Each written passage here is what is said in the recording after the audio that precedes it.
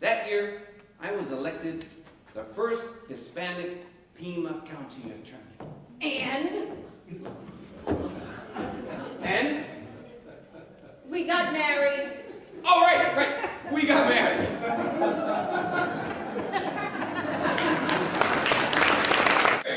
Pat, tell them how we met.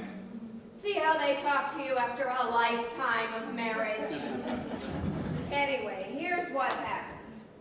My father was a baker in Milwaukee, and after he died, the doctors told my mother, who had emphysema, that she should move to Tucson, for her health. Well, soon after, I married an Air Force lieutenant, but he got killed in Korea, leaving me with my 2 girls, Beth and Mary. Well, there I was, all alone, no job, no husband. So I went to work at the post office as the assistant postmaster. I used to go to Litt's drugstore every morning to get a cup of coffee. Well, one day, I'm sitting at my usual spot when I look down at the other end of the counter and I spot this beautiful blonde with a badge. I didn't notice him at all.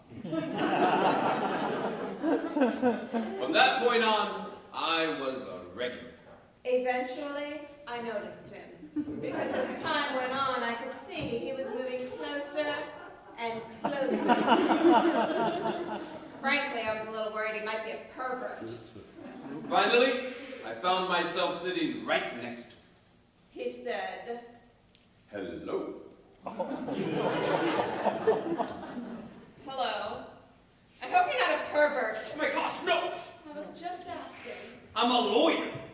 Ah, I guess that should have been the first question I asked. She's honest. I like that. You don't think she's a little pushy?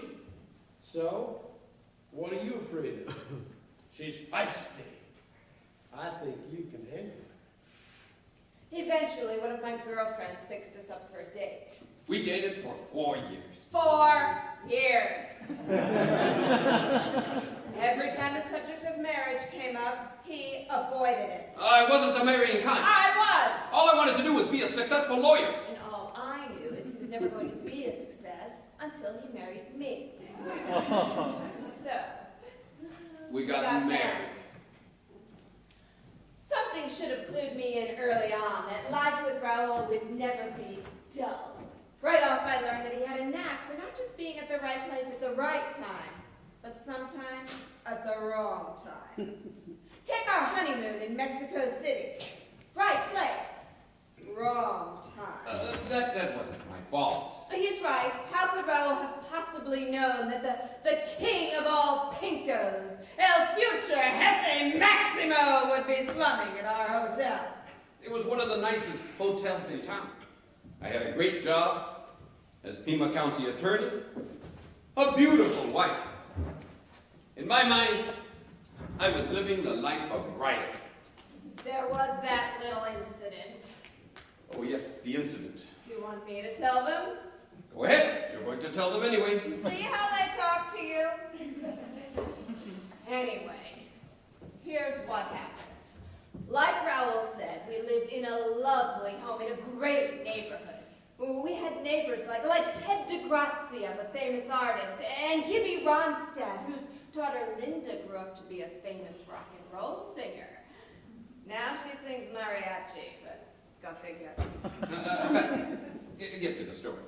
I'm getting to it. The man has no patience. Anyway, there we were, living in this lovely neighborhood, and one day Raul's out riding his favorite horse, Paloma. Paloma. When one day, there he is, and a neighbor drives by on his tractor, spooks Paloma, who throws Raul, who breaks his shoulder. And in those days, Raul was a very big man. He was well over 200 pounds. I was husky, not fat. Right. Anyway, needless to say, he was like a baby for weeks. I had to do everything. Well, one night, he's taking a bath with his arm still in a sling, and for some reason, he locks the door. Suddenly, I hear, Pat! Pat! Raul, what's wrong? I'm stuck! Stop. Stuck! the toilet? In the bathtub. In the bathtub? It's not funny, Pat. Well, why is the door locked? I must have done it without thinking. Okay, well, let me think. I could call a locksmith or a plumber or both. No, stop making jokes. Okay, I know. I'll call the fire department. No, what are you nuts? If you call the fire department, tomorrow's headlines in the newspaper will read, County Attorney's buttocks gets wedged in top. You're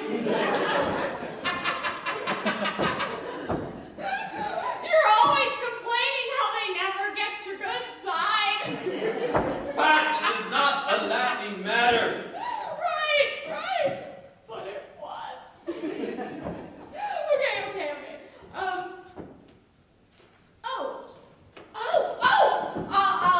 I'll grab Beth and I'll hoist her up through the outside bathroom window. She'll climb in. She's light as a feather. She'll unlock the door and let me in.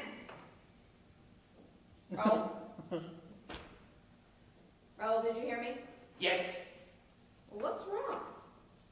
I'm naked.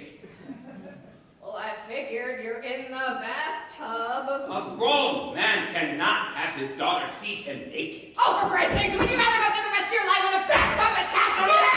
That's all right. Okay, we'll do it. Now you're talking. So she climbs through the window, she unlocks the door, and then what?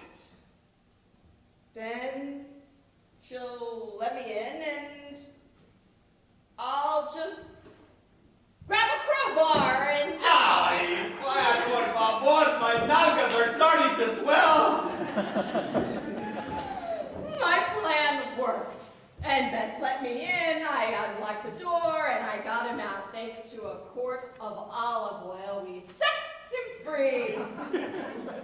The next day, he had a shower inside.